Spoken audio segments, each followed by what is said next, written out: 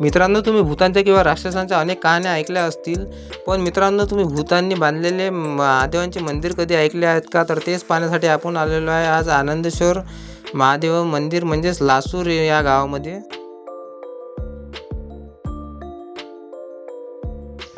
नमस्कार मित्रांनो, आज आपण अशा एका नवीन मंदिरात आलेलो आहे. महादेवांच्या जे मंदिर मानवाने नाही तर भूतांनी बांधलेलं आहे असे म्हटलं जाते. आणि आज आपण आलो आहे श्री आनंदेश्वर महादेव मंदिर, तालुका दर्यापूर, जिल्हा अमरावती येथे.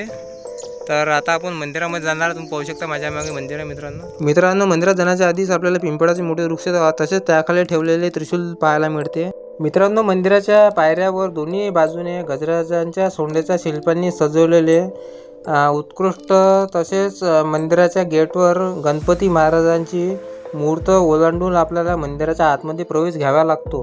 मित्रांनो, मंदिराच्या आतमध्ये आल्यावर आपल्याला दगडी खांबावर उभे असलेले मंदिराचे गोल छत पाहायला मिळते. त्याचबरोबर असे गोलाकार छत ह्या आपल्या भारतामध्ये फार कमी मंदिरामध्ये पाहायला मिळते. तसेच या मंदिरामध्ये मित्रांनो 2 गर्भगृह आढळून येते जे आता पूर्णपणे खाली आहेत. आणि त्यामध्ये असे म्हटलं जाते की पुरातन काळामध्ये या गर्भगृहामध्ये 2 विहिरी होत्या आणि त्या विहिरीमध्ये 2 भुयारी मार्गे जे कुठे निघत होते ते आजपर्यंत कोणाला माहिती नाही. त्याचबरोबर मुख्य मंदिरामध्ये शिवलिंग आणि त्याचसमोर नंदीची मूर्त प्रस्थापित केलेली आहे आणि दोन्ही बाजूला भगवान विष्णू आणि महादेवांच्या मूर्त पाहायला मिळते. त्याचबरोबर मित्रांनो, जे तुम्हाला सध्या हे गोटे किंवा दगड दिसत आहे पाहायला, हे दगड इथे आसपासच्या परिसरमध्ये कुठेच पाहायला मिळत नाही. तसेच हे दगड कुठून इथे आले आणि याचा मलबा पण इथे आढळून आलेला नाही मंदिराच्या बांधकामाचा. आणि मित्रांनो, असे म्हटलं जातं की हे मंदिर रातोरात उभे करण्यात आलेले आहे. तसेच आसपासच्या खेडेगावातून येणाऱ्या भक्तांची गर्दी पण आपल्याला इथं पाहायला मिळते मित्रांनो.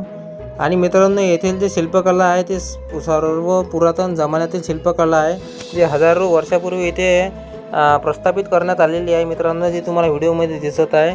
आणि यामध्ये भगवान विष्णू तसेच गणपती, गणेश, महादेव यांच्या मूर्त कोरण्यात आलेल्या आहे. तसेच पुरातन जमान्यातील गोलाकार छताचे हे असे एकमेव मंदिर मित्रांनो आपल्याला इथेच पाहायला मिळते.